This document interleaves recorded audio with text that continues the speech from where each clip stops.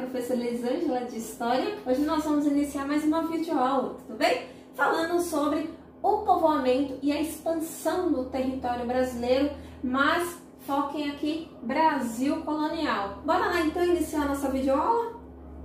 Primeiramente, eu tenho que fazer uma pequena introdução com vocês.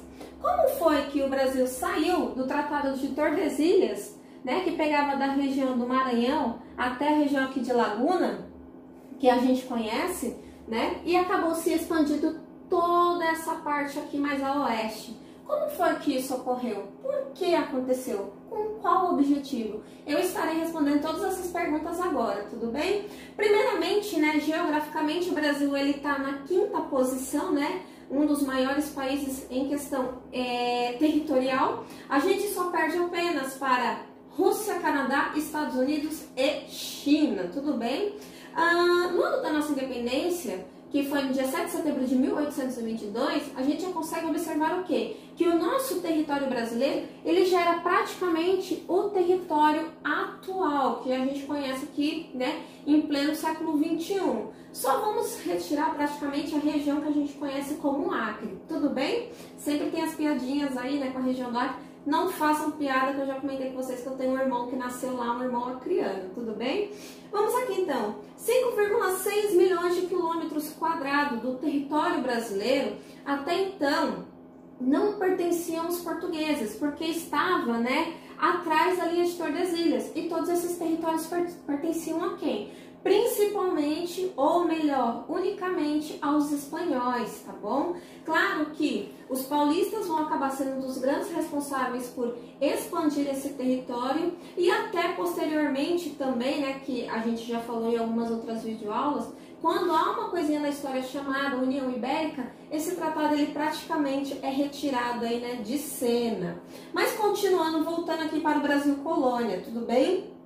O Brasil, qual vai ser o primeiro motivo, vamos dizer assim, do Brasil ele ter sido colonizado no ano de 1532? Gente, temos dois objetivos. Primeiramente, o território brasileiro estava sendo invadido por povos franceses, Então a gente estava conseguindo observar que a região do Rio de Janeiro já era uma região predominantemente, vamos dizer assim, francesa. E o governo de Portugal já estava bastante satisfeito com isso daí. Além disso, já estava se observando que as especiarias lá nas Índias já não estavam, vamos dizer assim, agradando tanto mais o paladar da população europeia. Então, a gente sabe que Dom João, que era o governante da época, ele acaba, resolvendo colonizar o nosso território a partir de 1532. E qual vai ser a primeira região a ser colonizada? O que a gente conhece hoje como São Vicente, tudo bem?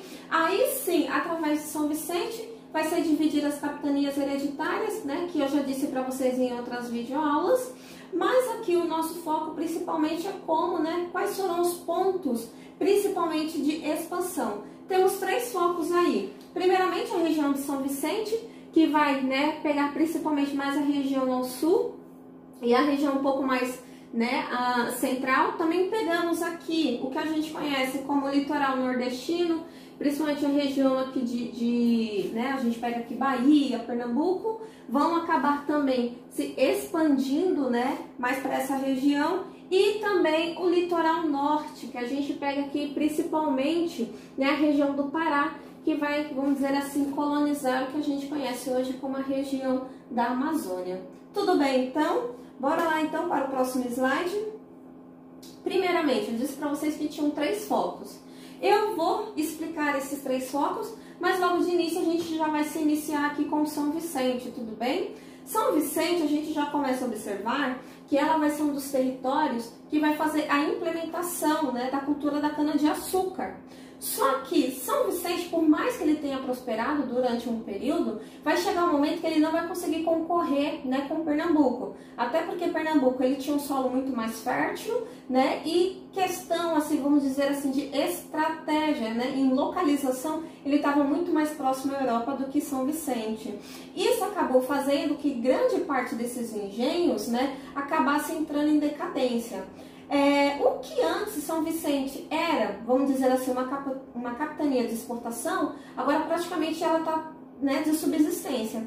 E aí os habitantes daqueles locais, eles vão começar a pensar o quê? Devemos sair dessa região e explorar outras, até para tentar ver se a gente tem melhores condições de vida.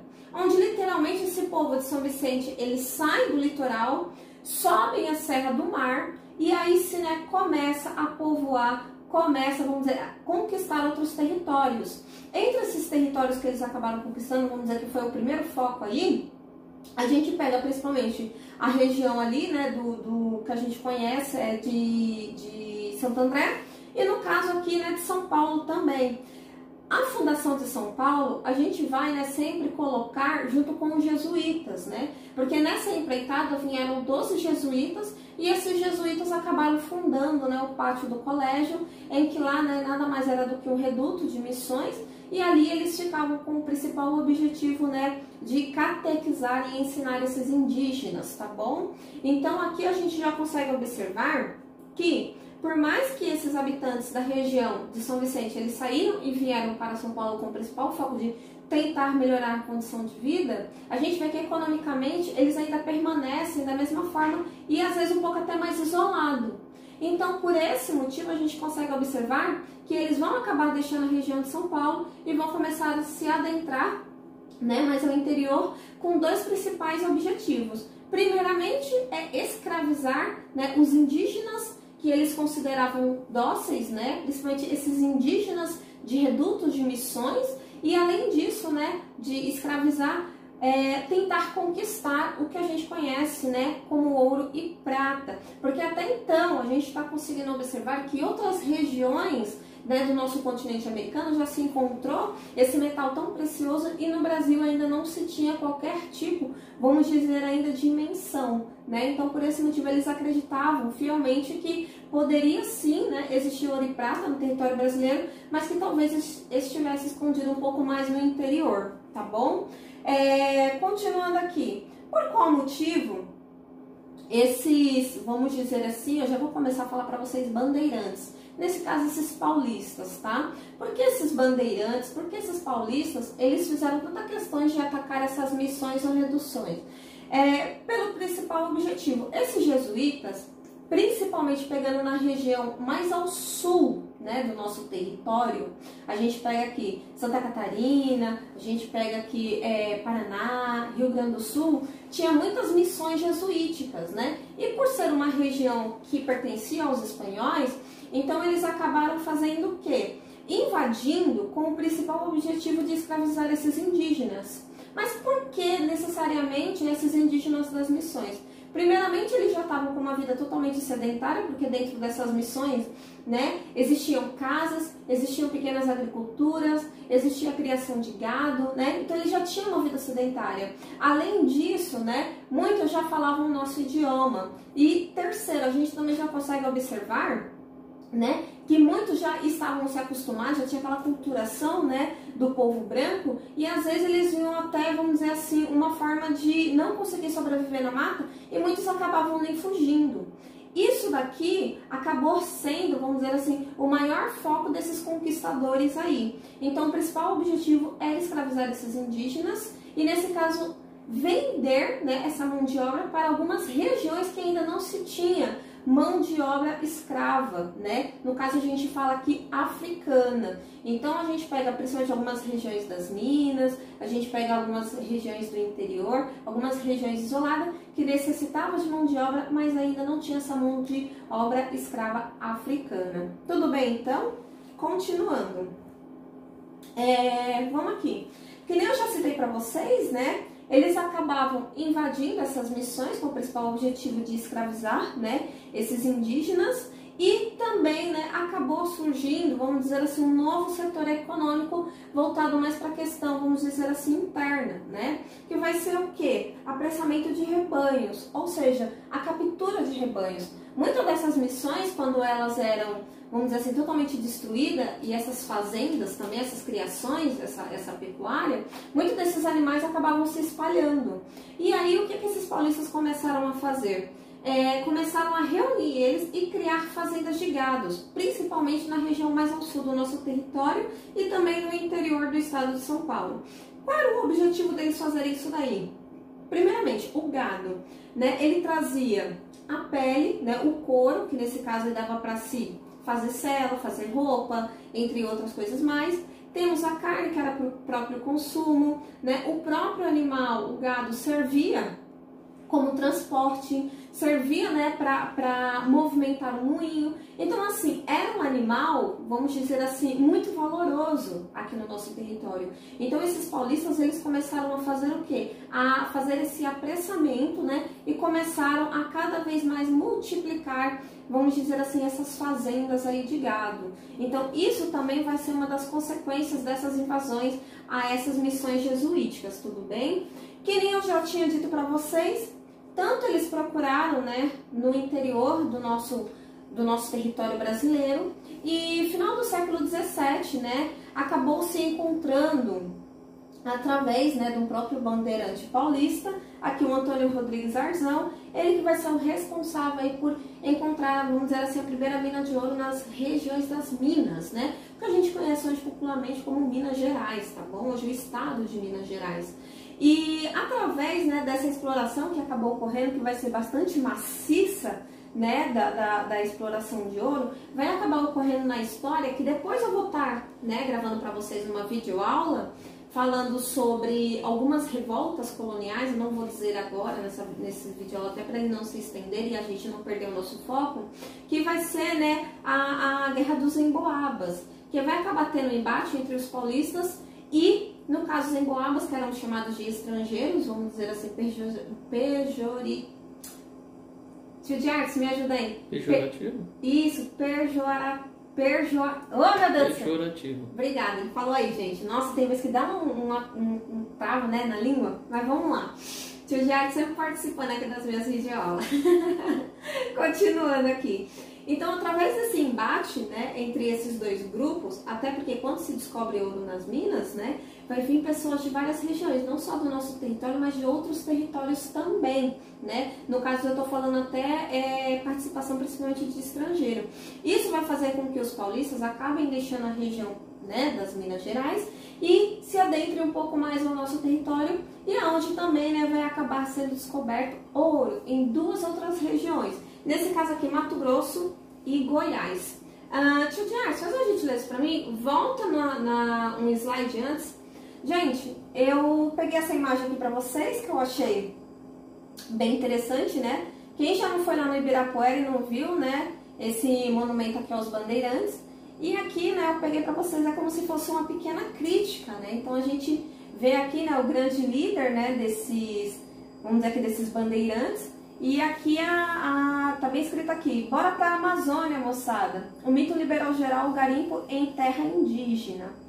Aí a gente vê aqui, né, que o restante tá assim, nossa, maravilha, e vamos de Uber, sem férias, 13º ou aposentadoria. Até porque grande parte, né, desses bandeirantes, que nem a gente, claro que é uma charge, né, faz uma sátira aí, né, claro que eles iam com a cara e com a coragem. E se caso eles tivessem sucesso, beleza. Se eles não tivessem, eles tinham que arcar com as consequências, né? E a gente fala aqui o seguinte, né? No final, rapaz, esse século XVI promete, né? Então, assim, algo que ocorria no período XVI é uma coisa assim que tá, né, acontecendo ainda tão atual. Quem ainda não tenta encontrar ouro na região ali, principalmente, né, do Pará, da Amazônia e assim por diante. E temos aqui, né, uma representação da forma como que esse ouro, ele era, vamos dizer assim, retirado, né, do território aqui da Minas Gerais. E temos principalmente, né, o tipo de extração que era muito comum, que era o ouro de aluvião, que era literalmente como se você pegasse uma peneira e você ia, né, peneirando aos poucos para ver se você encontrava pepitas de ouro na região dos rios, tá bom? Continuando aqui, né? Eu falei para vocês sobre, né, a primeira etapa, que vai ser de São Vicente, e agora nós vamos para a segunda etapa, que vai ser a expansão, né, a partir do litoral nordestino. Quando a gente fala litoral nordestino, a gente vai focar mais em duas regiões, Bahia e Pernambuco, tá? Que nem vocês estão observando aqui, né, o gado, ele era muito utilizado nessa região, até porque era uma região que se tinha, né, que nem eu já comentei para vocês, muitos engenhos de açúcar, e por esse motivo eles necessitavam muito desses animais, né? E a gente consegue observar aqui que essas fazendas elas tinham uma característica totalmente móveis. Por que móveis? Naquela época não se tinha o plantio de capim, né? Então, quando o gado ele acabava consumindo, né, vamos dizer assim, toda aquela alimentação daquela região, ele era obrigado a se movimentar e ir para outra região que ele pudesse estar se alimentando. Então, por esse motivo, cada vez mais que esses, vamos dizer assim, esses grandes fazendeiros, eles acabavam adentrando o território à procura, vamos dizer assim, de alimentos para os seus animais, eles, né, vamos dizer assim, consequentemente, acabavam, né, criando novos caminhos, vamos dizer assim, pequenas vilas, e que nem a gente conhece aí, né, explorando cada vez mais o território, e a gente já consegue observar saindo totalmente já da linha de Tordesilhas, tá bom? Quem é que trabalhava nessas fazendas de gado? Principalmente aqueles considerados mestiços, né? E indígenas, mas aqueles que eram livres, tá bom? Então, era muito se utilizar essa mão de obra, vamos dizer assim, assalariada. Por que assalariado? Esses caras, eles recebiam como pagamento, né? Eles trabalhavam ali por um determinado tempo e após aquele determinado tempo eles recebiam como pagamento, né, às vezes um bezerro, uma cabeça de boi, uma cabeça de vaca, e aquilo dali, né, acabava se surgindo o que a gente vai conhecer como novas fazendas de gado, porque esses caras eles iam juntando, né, todo esse rebanho, quando eles já tinham uma quantidade considerável, né, deixava de se trabalhar e ia cuidar do seu próprio empreendimento. E aí a gente consegue observar que a necessidade de expansão, né, territorial ainda vai continuar até muito mais, vamos dizer assim, urgente, tá bom? Temos aqui, né, falando sobre a região, mas pegando aqui a região do norte, tá bom? Como é que vai se expandir a região do norte? Primeiramente, a gente sempre consegue observar, né, que essa procura constante de ouro e prata ainda vai continuar, tá? E quando eles chegarem na região do norte, eles vão acabar, né, entrando em contato com aquilo que a Europa ela vai acabar, né, vamos dizer assim, batizando, o que é chamado de drogas do sertão. O que seriam as drogas do sertão, né? Seriam mais ou menos temperos, vamos dizer assim, castanhas, guaraná, cacau, entre outras coisas, né, que o povo europeu eles gostavam muito de se utilizar. E por que chama drogas do sertão? Porque é um produto que te traz muita energia, né? Então isso daí, só para vocês terem uma ideia, vai ser um produto em que os franceses eles já tinham levado para a região da Europa, até porque os franceses eles já tinham fixado residência, né, na região ali do Maranhão, tá bom? E eles já tinham conhecimento e já levavam esses produtos. Então, quando os portugueses souberam disso daí, eles acabaram também expandindo esse território e fazendo colônias de povoamento ali. Até como uma forma também, né, vamos dizer assim, de marcar o território, não só por isso, mas também por consequência expulsar esses franceses, né, do território e começar a comercializar esse produto que a Europa estava pedindo muito, né, que eram as famosas drogas do sertão. Aqui, né, como uma casa, vamos dizer assim, né, de um habitante paraense, olha ele ali soltando risada, né, do cameraman, a gente não podia deixar, né, de ter aqui em casa o que chamamos de castanha do Pará, tá bom? Tá aqui a castanha do Pará. Gente, eu tô esperando até hoje o tio Diarce quebrar essas castanhas pra mim. Eu não vou falar pra vocês que eu quebrei uma porta aqui em casa, a porta da minha sala, alguns anos atrás, tentando quebrar essas castanhas do Pará, tá bom? Não façam isso em casa, gente, pelo amor de Deus. Mas literalmente assim, gente, é muito gostoso, muito saboroso, né, a castanha, mas deve ser consumida com bastante moderação, porque ela solta o intestino da gente, né, que é uma beleza.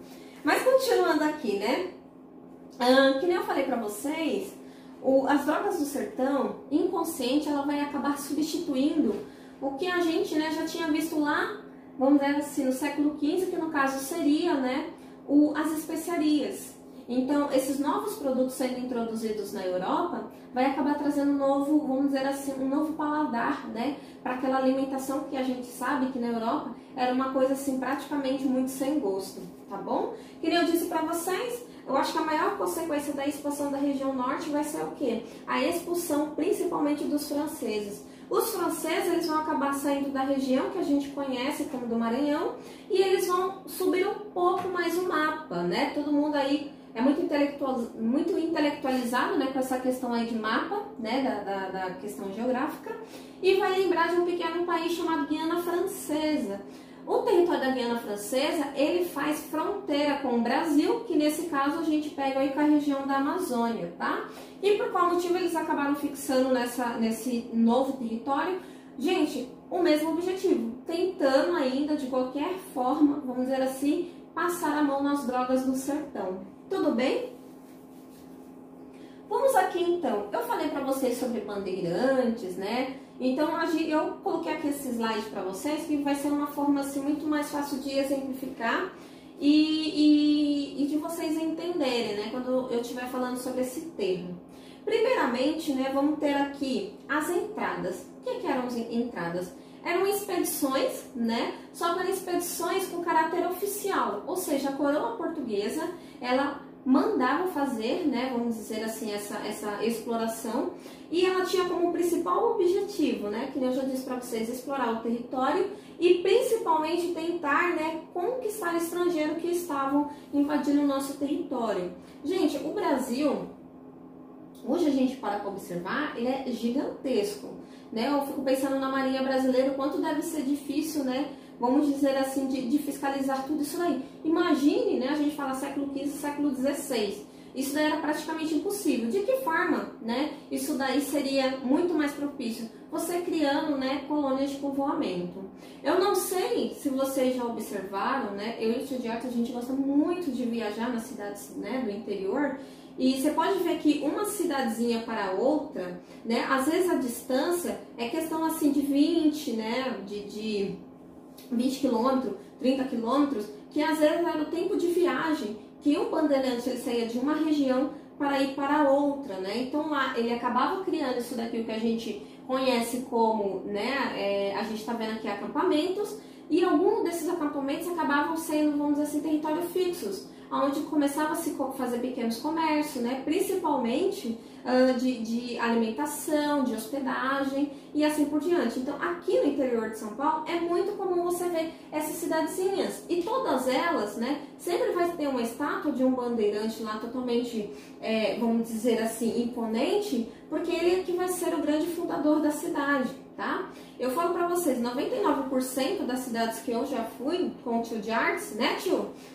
Ele sempre balança a cabeça, gente, ele não fala, ele não quer participar do meu vídeo. Você sempre vai ver a imagem de um bandeirante, mas abaixo você sempre vai ver a imagem de um indígena, né? Até porque grande parte a gente consegue observar desses empreendimentos, os indígenas acabavam participando aí também, tá? Temos aqui os próprios bandeirantes, esses sim, né? A gente vai dizer que eram o raiz, porque eles faziam empreendimentos totalmente particulares, então eles retiravam o investimento do seu bolso, e eles faziam nessas expedições com dois objetivos. Primeiramente, de caçar, né, escravizar esses indígenas e vender eles, e, né, o segundo objetivo era procurar ouro e prata na região, né, do Brasil. Então era uma forma aí deles conseguirem, vamos dizer assim, enriquecer de uma forma, vamos dizer assim, na mentalidade deles, rápida e fácil, tá? A gente vê aqui que é muito comum essa vestimenta, né, dos bandeirantes. Então a gente sempre vai ver eles com botas, né, de cano alto, chapéu, né? A gente vê muitas vezes que eles usam a blusa e colocam como se fosse tipo um pequeno colete, né? Porque, gente, imagine você adentrar matas totalmente fechadas, né? Eu não sei se vocês já tiveram a oportunidade de fazer trilha, gente, mas tem uns matos que são tão safadinhos que você tá passando às vezes até de blusa de manga e eles te cortam todinho. É um negócio assim absurdo, né? Então, imagine esses caras, eles tinham que usar praticamente essas roupas até como, vamos dizer assim, um uniforme até de defesa. E por que essas botas de cano super alta? Principalmente eles passavam muito em pequenos riachos, né, em territórios que eram muito lamacentos e assim por diante. Temos aqui, né, o bandeirismo de contrato, em que a coroa, ou às vezes até um próprio particular, né, ele pagava para esses bandeirantes fazer qualquer tipo de serviço que ele pedisse. A grande parte, né, desses serviços, quando eles eram contratados, ou era para caçar indígenas, ou às vezes para tentar recuperar, né, escravos fugitivos. Teve aqui na história do Brasil, que depois vou estar gravando uma videoaula para vocês, falando sobre a invasão Ai, desculpa. Dos Palmares, Alex, como que é? Deu um branco agora no nome. No Quilombo dos Palmares, gente. Pronto, lembrei. No Quilombo dos Palmares.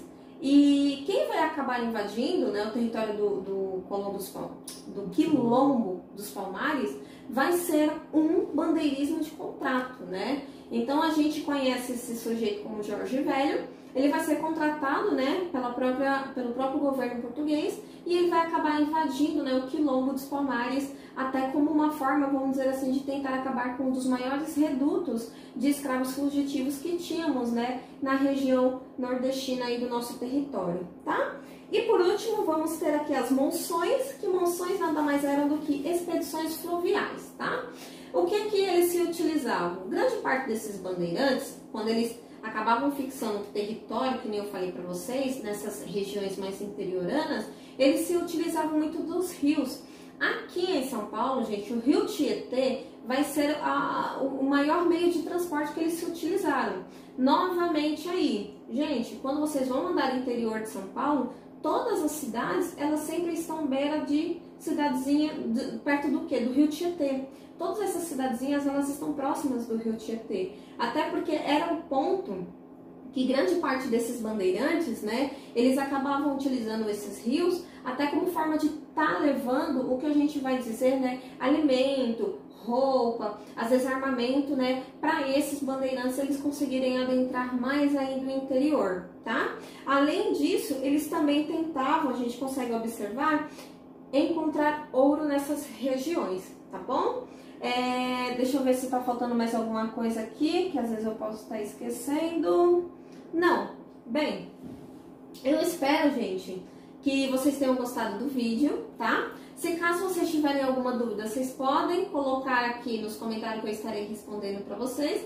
Eu espero, né, que o tio Diário participe mais das minhas videoaulas, porque ele tá muito quieto, né? Ele nunca quer falar nada, ele só balança a cabeça, dá risada, e eu fico aqui, né, que nem uma perere parará, que adoro falar demais, tá bom?